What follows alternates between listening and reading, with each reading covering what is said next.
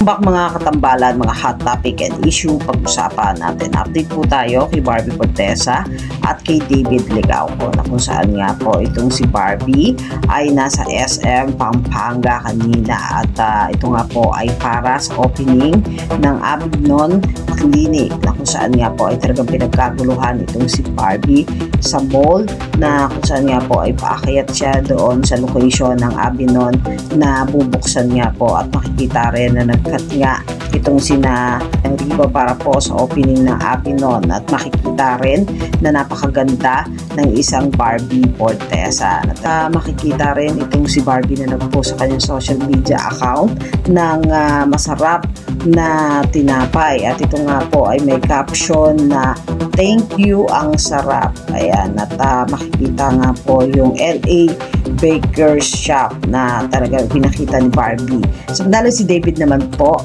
ay nasa SM Bacolod ngayon para nga po doon sa Kapuso Mall Show na kung saan ay kasama nitong si David ang kanyang kaibigan na si Dustin. Makikita naman na talagang pinagkaguluhan itong si David doon sa Bacolod na maglakad nga po ito doon sa loob ng SM na naghihiyawan yung mga fans. Makikita rin na napakagwapo nga itong si David at ang kaibigan niya si Dustin na lumapag nga doon sa Bacolod na kung saan ay may mga photos na naglalakad na magkasama ang dalawa at ito nga po ay kuha doon sa airport at makakasama nga nitong sina David at Dustin, sina Cassie at Mabi para po sa Kapuso Mall Show.